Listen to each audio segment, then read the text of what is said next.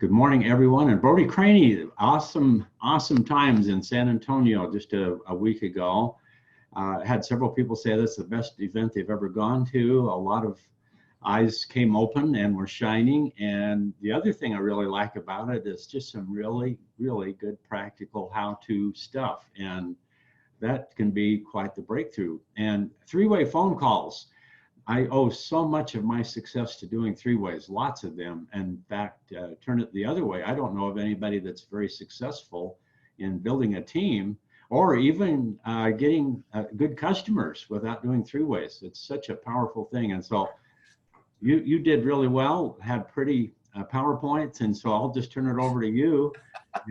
You're a good business builder and a master teacher, and they kind of fit together anyway. So tell us about three-way phone calls, if you will.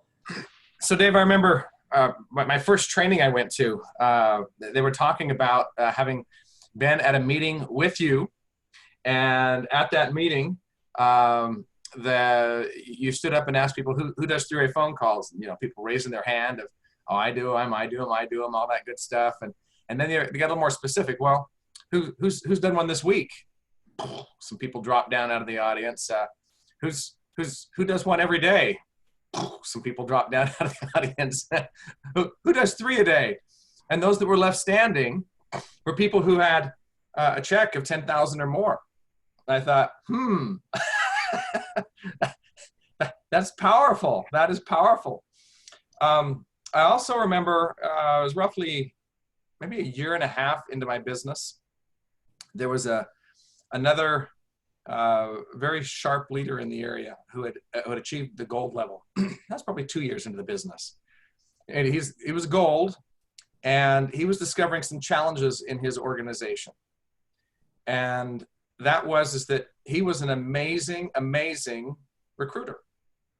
He'd done insurance. He knew how to talk to people. He knew how to get a message across to folks. He knew how to get them on board, convince them to. He could do it. He could do it really well. But what he was suffering about and lamenting at that point was that his team wasn't doing what he was doing.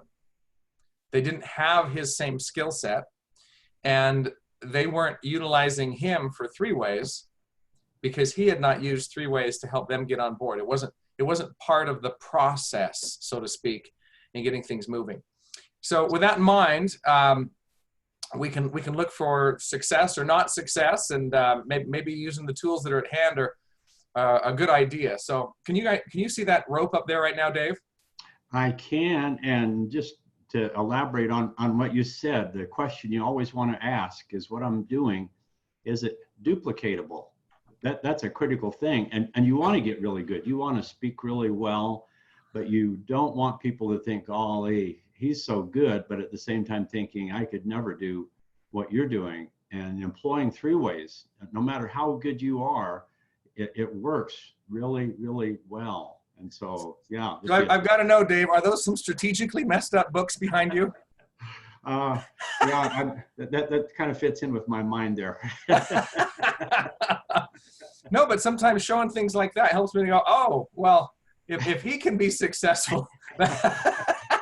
I'm not going to show you my desk, but I'm very impressed because you maybe have seen online the picture of Einstein's desk. The day he passed away, they went and took a picture of his desk and his bookshelf. So, yeah, well, I understand. Well, let's take a look here, folks. We've got these cords bound together, and anytime you're using not just one, but two, maybe three or four or five or six cords bound together, they're a whole lot stronger than just having one. In fact, if you have horses pulling a load, the sum of what those horses can pull, if they're working together as a team, is far greater than the addition of their individual load counts. So if horse one can pull 500 pounds and horse two can pull a ton, you'd think, well, it's 1,500 pounds they should be, or 2,500 pounds they should be able to pop along there. Well, it's not the same. That's not the case. It turns out that it's more when they learn how to work together. I want you to think of maybe some heroes in your life. Possibly if you had a dad that played with you growing up, Did he ever lift you to heights greater than you could have achieved on your own? Were there ever things that you couldn't reach that when you had the aid of someone that had that skill set or that height built in, that you were able to get things, grab things, do things? I remember on the ranch growing up, Dad could take care of some pretty amazing mechanical fixes. In fact, the whole time growing up on the farm, I only remember a mechanic being out to the ranch once. And we're talking massive Steiger Tigers pulled in half, and he's taking care of the whole gamut. Okay. And I thought, wow, Dad's pretty amazing. I know who to ask for help with those types of situations. I know who to learn from in those situations. So just proposing the idea that maybe there's times that we can do more when we do it together with someone else. So the idea that synergy is a really good skill set to, I say skill set, it's not just something to participate in, it's something to create. It's something to organize. It's something to rally around. Are you utilizing synergy, or are you playing solo? And Han Solo by himself sometimes gets shot, but if he's got Luke Skywalker with him, and things might be a little bit better. So leverage. Some people talk about leverage in business, leveraging money, leveraging the efforts of other people. It's known that when we have a lever, that when we use a tool, we're able to move larger amounts of a concept or a product. Well, we're going to talk about leverage within your own businesses. So in Nikken, we have ABCs. And when we were little kids, we learned our ABCs, and we had to learn our ABCs and what they were and what to do with them. And we had to learn to apply them on a regular basis in order to make words, and those word sentences, and the foundation for all of our learning and all of our growth. Well, why do we call this little synergy concept we're about to talk about the ABCs of Nikken? Well, it's important to realize that this is the foundation, the fundamentals of doing business in Nikken. Really, really, really important to understand this foundational principle. So first off, you have an A. It's listed on this PowerPoint as an experienced upline, but it could be anybody who has experience in an area. So if you want to link somebody that has a very strong business mind and link them up with somebody else who has had a business mind in Nikken, or someone who's had back problems, and link them up with someone who has had background experience with Nikken's technologies to help with back problems. The sun's just coming over the mountain. I'm about to get drenched here in sunlight. So at any rate, having experience is a really, really important thing to have on your side. My father's experiences working as a mechanic could be applied in many situations if things were broken. Well, if we want to help people in Nikken applying the successful principles of people who've had success with our prospects is really important. So B is you, and C is your prospect. And maybe at times you've been one of all of these. Maybe you were a prospect in Nikken and somebody else was introducing you to other people, either on a Zoom or at a meeting or on an audio or extra material that wasn't them, but it was material that was bringing some experience and credibility to the information that they were sharing. We can use this principle, the ABC principle, in many settings. So we can apply it with our initial presentation. Some people call it an ABC presentation. Well, it's only an ABC presentation if you utilize an A, okay?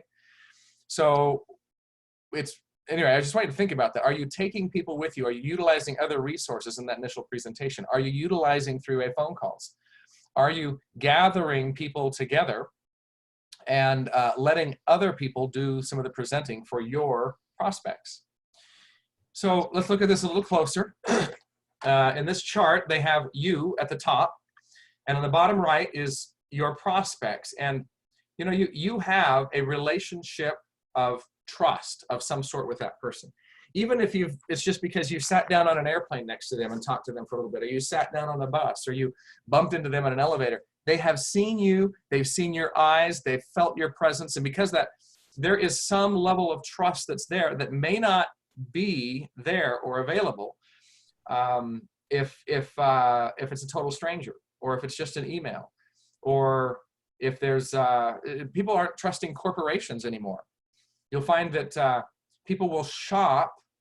They will shop from websites that have a lot of reviews on them before they will even believe all the advertising that the person who created the product has put out. So the other people buying have added some credibility. So let's look at this. Whoop, back up. So here's you. Here's your prospect. You have some trust with him. If you link that prospect with an expert, someone who is successful or has more success or has had success, someone who's knowledgeable, it doesn't mean they have to be all-knowing, but they have knowledge in an area. Maybe that knowledge is, I put a back flex on and it made me feel good. Someone who's helpful, someone who's fun.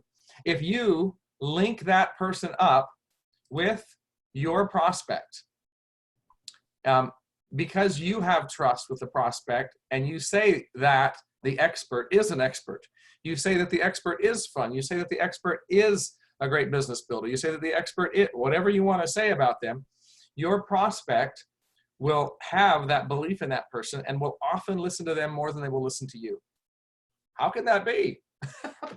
Well, my neighbors, I mean, I happen to think that, wow, I spend a lot of time learning about things, and I think that knowledge is really important. And boy, I had scholarships going through school and all that kind of stuff. And of course, people are going to listen to me, right? Well, when I started NECANN, people knew me as a piano teacher. They knew me as company manager for Utah Festival Opera Company, or maybe they knew me as property manager, but they certainly didn't know me as major business tycoon. And they certainly didn't know me as a great wellness expert. So why should they listen to me? But they did know me, they did trust me. And when I introduced them to other people and said that, hey, they have a lot of knowledge in this area, folks began to listen to them. And then I'll share a couple stories here in a minute to give you an example of it.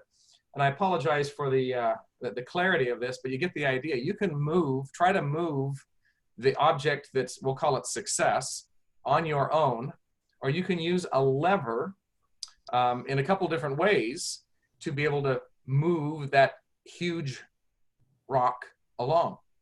And boy, it's a whole lot easier with tools than it is to try to do it on your own. Now, this is an example of maybe using someone who has some greater strengths than you do to help propel you to greater heights. When I got started in NECANN, had my health experiences, slowly, a lot of denial. I had a lot of, in my mind, a lot of reasons not to do this. But when my parents ended up helping to introduce, well, basically they introduced NECANN to a former roommate and his new wife. She had some significant health problems. They said, Brody, you need to get one of these pads on them. And they used it, had some great results. They got on board. I decided, well, maybe this isn't a business, it's just for old gray-haired people. Maybe people who were young, I was 26 at the time, maybe people who were young could be interested in this too. And I had somebody in my sandbox. He said, man, if my wife wants this, was willing to spend this kind of money on this, he said, this is going to be a huge business. She said, I'm in all the way. Let's go. Well, I couldn't just go. I was swamped, very, very busy. But I did have a 2.5-week break between seasons, we'll call it. And what I did is I called up my mentor and I said, hey, I've got this time here. I'm gonna do NECANN. What should I do? And he says, well, hold on a second. And so phone goes quiet for a minute, and he goes, well, it just so happens that I'm going to be in your neck of the woods right then. And I'm like, what? You live in Hawaii. I'm here in Utah. Well, he wasn't just happened to going to be at that place, but he decided that, man, here's somebody that wants to play. Here's someone that wants to play in a big way. I want to make sure they have a good foundation for their business. So my mentor got a plane ticket, and not only saw me, he found other people that he could work with in the region, like in Florida. He flew from Montana and then rented a car and went into Utah, and then did some stuff in California, and then over to Florida, because he just happened to be in the region. So with that in mind, I put him on a whole bunch of appointments. I just booked his day, and then I booked the next day, and then the next day we had a blowout. A blowout's a no-show. Dang, someone didn't show up to their appointment, and so we're driving back to my place because I didn't have an appointment immediately after that. We said, hey, what a novel idea! Let's get some food. I remember stopping at a stop sign, and the car I was driving at that point had a really special feature. Every time you weren't going fast enough for all the air to whoosh everything out, all the gas fumes would come inside the cabin of the car. And he said, boy, we really need to get you into a Niken bonus car. The current Lifestyles program has had an evolution. It used to be a car and home bonus program, and now they've said, well, you can use it for that, or you can use it for paying for an education, or you can use it for paying off debt, whatever you want. The bonus is still there, but at that point it had to be used for a car, and he said, you should get one of those. He was just kind of rubbing it in. You got to do this. Well, land home, I start making some food, and he's on the phone. Turns out he's on the phone with Dave Johnson. I didn't know who Dave was. And he says, Brody, you should talk to this guy. So we chat, and then he goes, hey, Brody, we should put Dave on the phone with, and he started naming some of these people that we were working with, and I just went stone cold inside. I didn't want anybody that I knew. I mean, I was going out on the edge, introducing these people to my mentor, let alone to a complete stranger. And I didn't want anybody to be pressured. I didn't want anybody to, I don't know. I just had all these sudden fears of wow, that they didn't know this was going to happen. This is a call out of the blue. This is, I'm being rude or whatever it was. I had issues. And had it been left up to me, I wouldn't have done it. I didn't understand, okay? But luckily, my mentor had grabbed all the phone numbers of all the people that we had been talking to. He'd asked for their phone numbers in the appointment. Lesson for all of you, when you're working with your downline, get their information so you can send information and you can help take people through the process. Because your newbie doesn't know how to do it and may have fears like I did. So anyway, starts dialing up, and I'm the sweat's like pouring off my face at this point, like, ah! This is, and as he's dialing, he says, Brody, you gotta introduce him. And I'm like, no! Anyway, so my mentor introduces Dave and says, makes me say hello. And introduces Dave as a really great guy. Gentleman who's got a lot of knowledge about this company and has had some great success, and he's a whole lot of fun too. And then Dave just starts talking. And it was really interesting to watch the situation. The beginning of it, Dave didn't even talk about Niken. He was just, we call it building relationships of trust, just shooting the breeze, getting to know him. And then some questions were asked, and Dave started answering them, and I heard my prospect transform. Because remember, in the appointment, wasn't planning on being at the event. I just figured that was a wasted appointment. And but right then and there, there's something happened that not only did he become interested and want to come to the meeting, he was considering doing the business. I was like, what? Well, that was interesting. And they hung up with that phone call, and I don't remember if it was, somebody said, well, let's do another one. And I'm like, no, still had those fears going on. Well, we got into the next call, and lo and behold, same thing happened. In fact, midway through the call, I don't remember, I think it was Dave said, well, we should put, we'll call it Tom, my prospect, on the phone with so-and-so. And so we just have 3 people on the, well, it was 4 at that point, but we got a 5th person on the call. and linked another phone line in.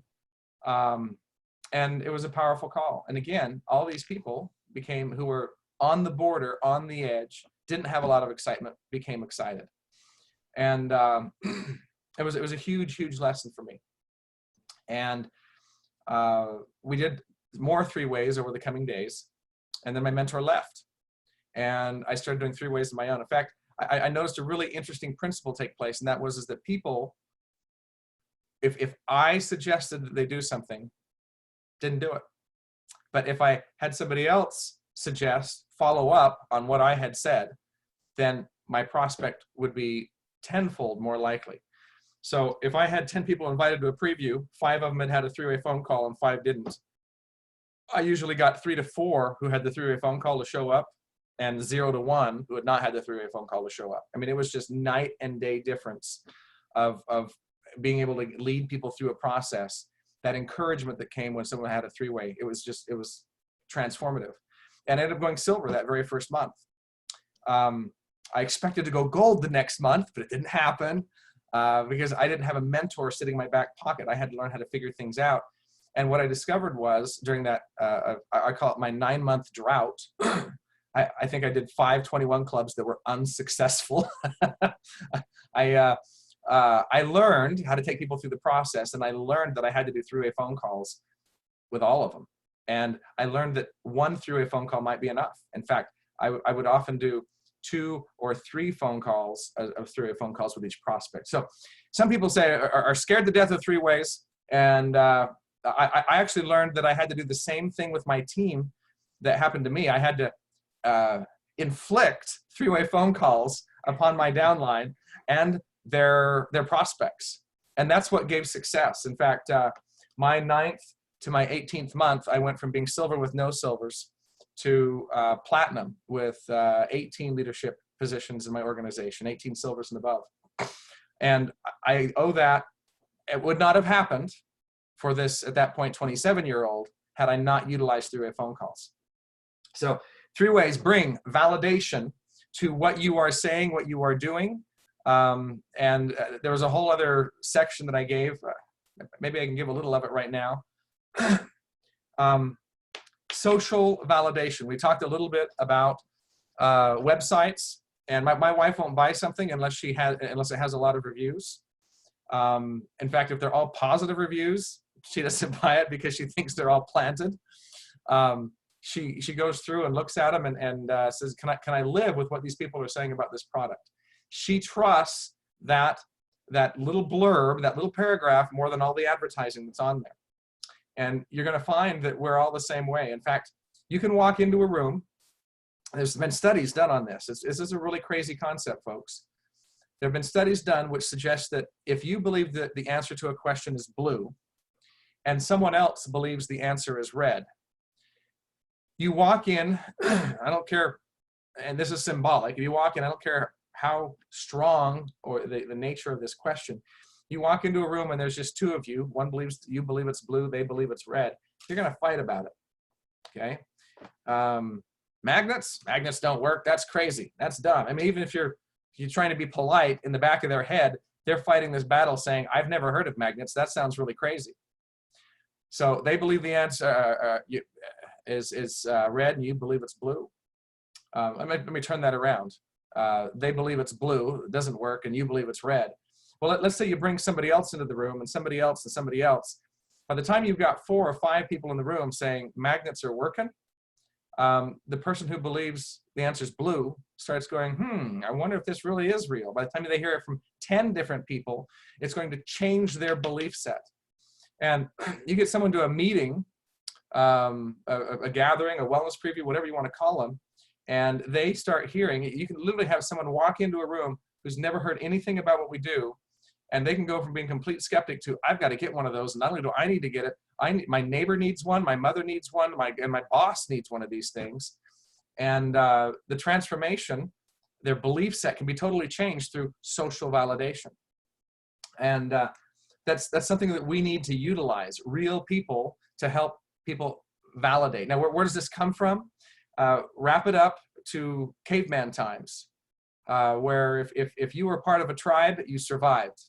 Survival is one of our most basic instincts.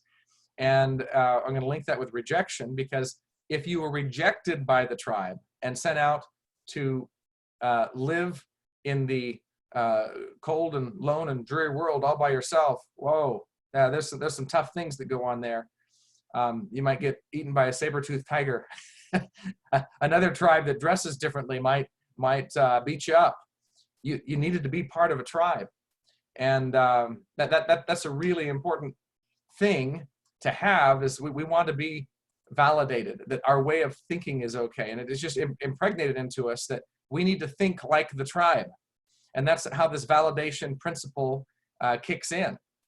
So why 3 ways? The more people that you prospect, that your prospects hear who share a very compelling, dramatic story, the more likely your prospects are to join. Let me just repeat that. The more people that your prospects hear who share a compelling story, that doesn't mean one person, you. The more people that your prospect hears sharing a compelling story, there's a dramatic increase in the rate. In sales, if you show something one time, you're very unlikely to get a sale.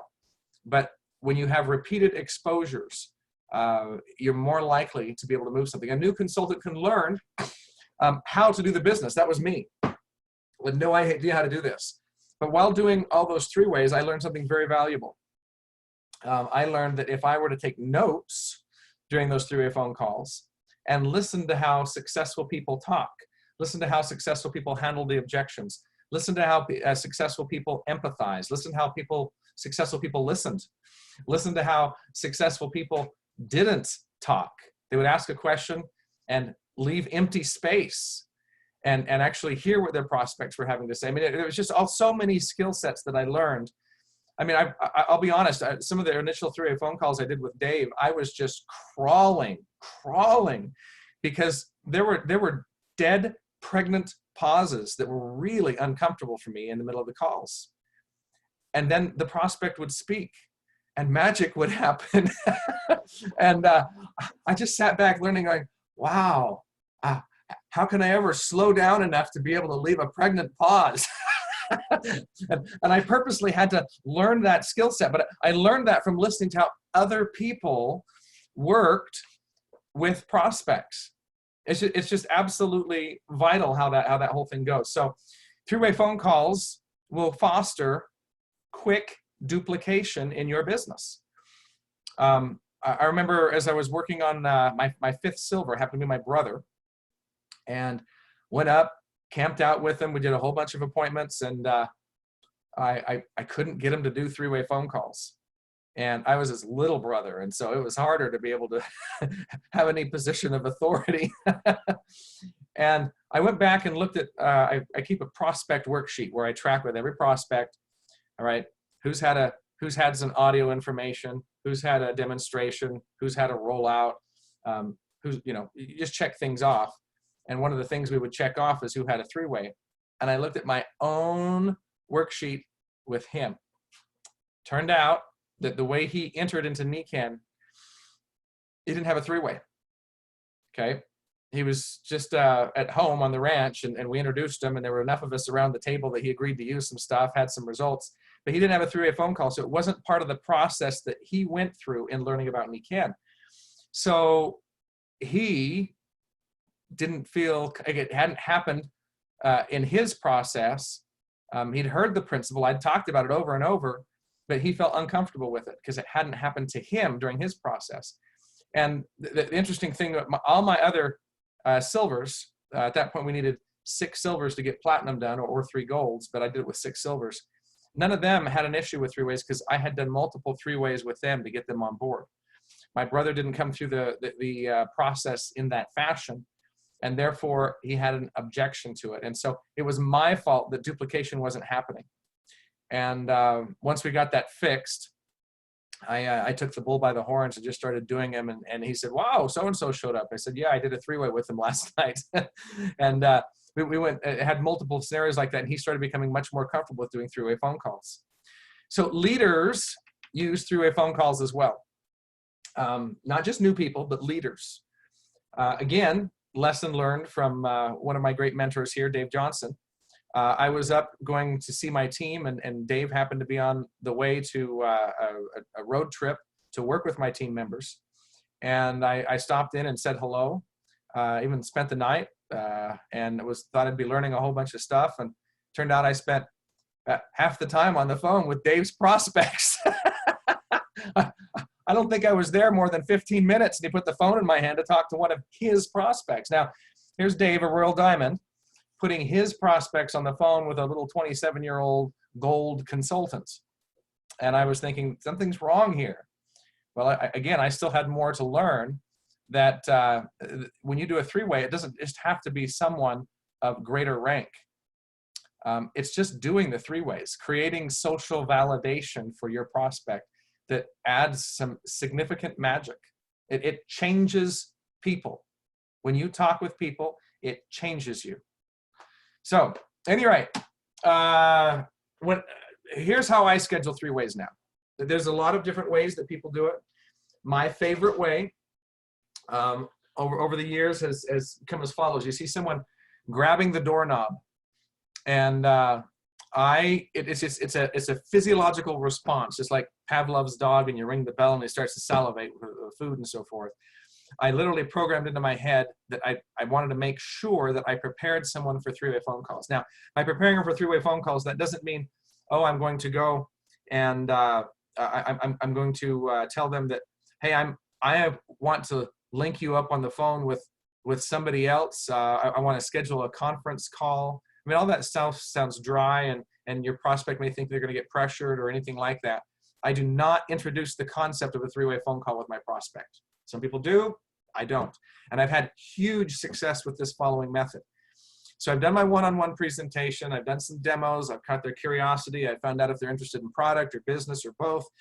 And what ends up happening is that I've packed my bags, I'm leaving, I'm saying goodbyes, and as I grab that doorknob, it's programmed into my brain that I need to say this following phrase. And that is just kind of an after the fact thing. And it's, hey, guys, by the way, we get to work with some absolutely amazing people in NECANN. I mean, they're bright, they're sharp, they're fun-loving, they're caring. They're some of the best people in the world. And from time to time, I think I'd see if I can link them up with you. I think you'd enjoy meeting them. That's it. Finish saying my goodbyes, and I walk out the door. So I've planted in their head that I want to link them up with other people. Now, the other thing that I've done in this appointment prior to this phrase is I've actually created the time. Before I leave the initial one-on-one appointment, I know when I'm going to do a three-way phone call. How do I know that? As I'm wrapping up the appointment, I tell them, I say, well, some people, as they've heard this information, maybe they want to purchase something, maybe they want information about our products, maybe more information about our business, maybe a little of both, maybe you just want to kick me out. And then I find out what they're interested in. Haven't had anybody kick me out. Everybody wants, they feel like it's a pressure release. They think they're going to have to buy something. But I said, would you like information? That's a pressure release for many prospects. And they said, well, yeah, I'd like some information. Would you like that in the form of an audio CD? Would you like it in the form of something to read now? Do you review texts or email? What's best for you? And in fact, I'll say, when you receive info electronically, do you prefer email or text? And make sure I have that, and then I find out when they typically review it, because if they're not going to review their email and for 3 days, I don't send the email now. I make sure the email arrives at them on the morning that they have the ability to go through it. Anyway, that having been said, I always work to leave something right then and there, and I always, when I have an audio or an email I'm going to send, I try to say, hey, if I send you this email, would you be able to go through it by tonight, or would you need until tomorrow to finish it? My preference is to use that phrase first and get something happening right away. Not, I'm busy now, talk to me in a month. If I send you this information, would you be able to go through it tonight, or would you need until tomorrow to finish it? So let's say they say tomorrow. I say, okay, you're going to have questions as you go through that. Perhaps tomorrow evening, I can give a jingle. What's the best time? Would it be 6 o'clock or 7 or 8? What's the best time to link up with you? Let's say they say 8 o'clock. I say, great, I'll call then. Have your questions ready, and we'll chat. So I now know that tomorrow evening, 8 o'clock, I'm going to be able to call them to answer questions. And as I'm leaving and grabbing that doorknob, I tell them, hey, from time to time, I'll see if I can link you up with some of the really great people we get to work with. So I've now planted the seed for the ability to do that three-way. So as I leave that appointment, aside from taking a few notes about key things that they're interested in or key concerns that they have, I also will text someone that I think would be appropriate for doing a three-way that next evening. Hey, Chris, are you available? Hey, Dave, are you available at 8 o'clock on Saturday evening? And if they say yes, then I do two things. I put an alarm in my phone 10, 15 minutes ahead of time to make sure that I'm there on the call.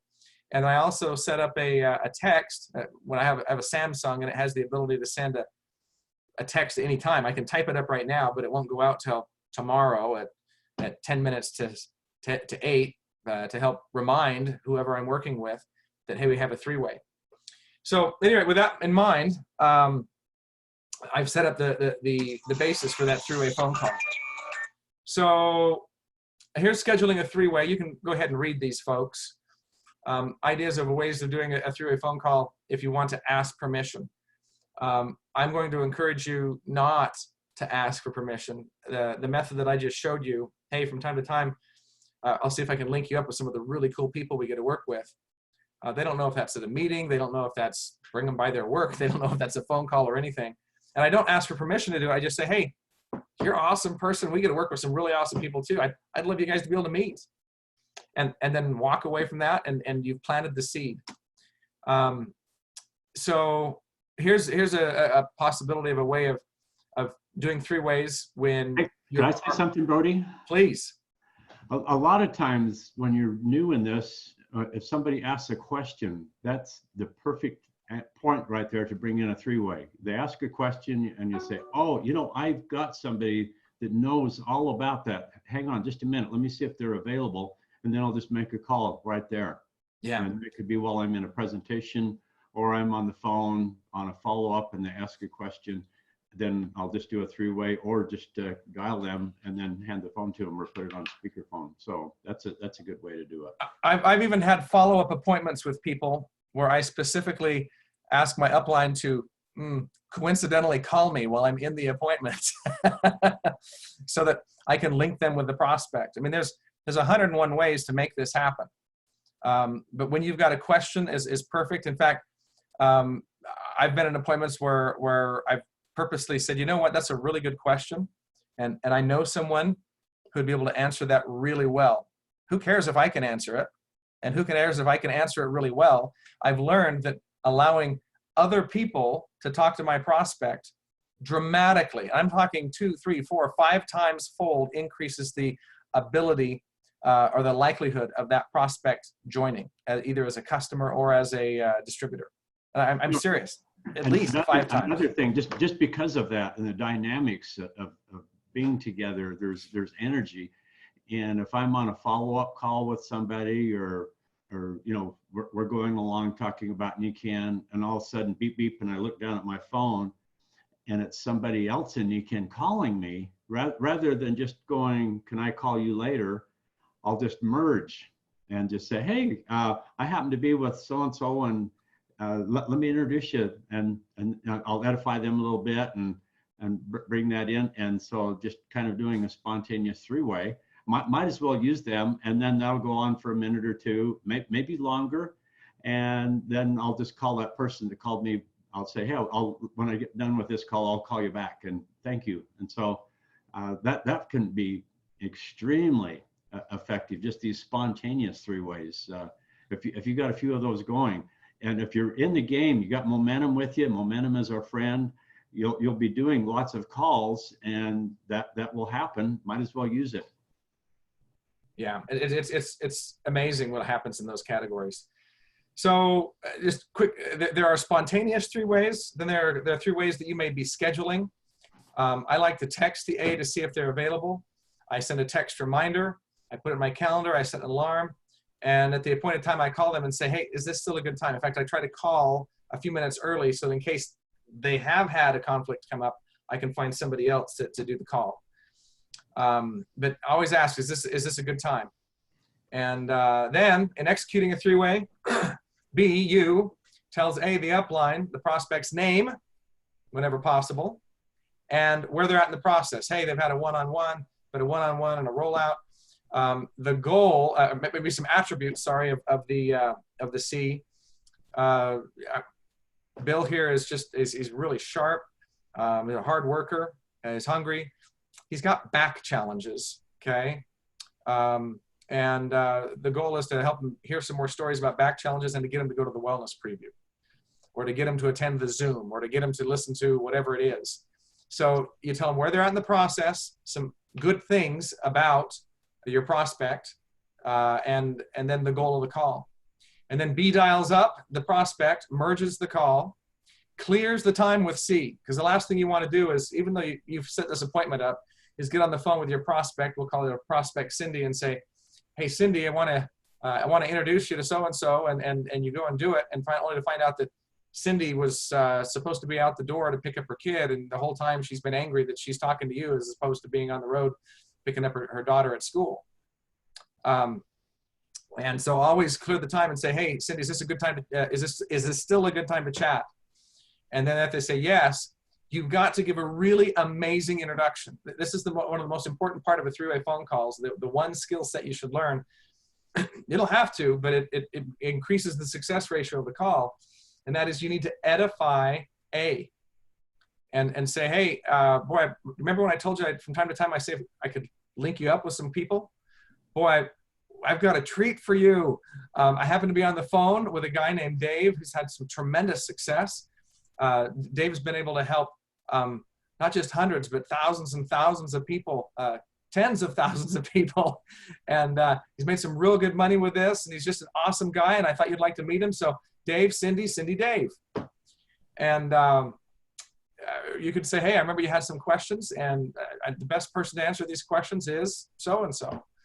And you make your introduction, but edify them in a way that puts the A on a pedestal, gives them a position to speak from. And then B, what does B really stand for? B stands for be quiet. In fact, I went to a training that's a little, I guess it was a little crass, but they said, learn to be in your B-ness and not your A-ness. And there's some real huge truth to that. I've been on some three-way phone calls where the B, they asked me to get on the phone with their prospect, but the B could not shut up. And I never had a chance to work my magic, okay? This is the one chance your prospect will likely have to talk to that A. Be quiet, take notes, learn and listen. And if you've done your job of telling A the goal of the call, of telling A the concerns, everything will be okay. Now, if you're going to chime in, the chime in is, hey, upline, what do you think about attending the event in Utah? What do you think about, whatever it is? Ask a question of them to maybe cue them to address a certain question, but then be quiet. If you're speaking more than 2% of the time, you're doing too much on a three-way phone call. The A should be doing the talking. So at any rate, with that in mind, do you want to experience this type of growth in your business? If you do, I would encourage you to use as much social validation as possible. Bring people with you and do ABC appointments. Utilize three-way phone calls. Utilize wellness previews where there are A's at that preview. But I will tell you that three-way phone calls have been a huge, huge means of bridging the gap. What I mean by the gap is, let's say here is your introduction to a prospect of Nikan. You're showing them Nikan. And then there's this big drought for 2 or 3 weeks between that and when they actually get to go to an event. Well, during that drought, you may lose them. They may completely go a different direction. They may get online and see something on the internet. They may, who knows what they're going to do. But if during that time period, you've caught their interest, and then a day goes by and you put them on a three-way. A day goes by, maybe you do a three-way phone call. You do a rollout. A day goes by, you send them some more information to go through. You keep them on a high, bridging that gap, getting them to the event, as opposed to having a chance to bottom out. So with that in mind, Dave, I'm sorry, my 15-minute talk in San Antonio just turned into 45 minutes. But I'll conclude and wrap up so that you can wrap up. Oh, a lot of times I've just said, if you don't do three ways, then you're dumb, dumb, dumb. Successful people do three ways. You can't do it without. So it's all about building a team. You can't go silver, let alone diamond or anything else, without doing three ways. It's other people, and it works. And one last thing that some people get worried about is, Dave's already busy. And Brody's already busy. I've been in meetings again where this topic has been addressed, and they ask the leaders, are you getting too many three-way phone calls? We know that one of the most effective means of duplicating and building this business is by doing three-way phone calls. We love three-way phone calls. So anyway, that's the message for today, for the day. Let's do it. Thanks, everybody. All right, bye-bye now.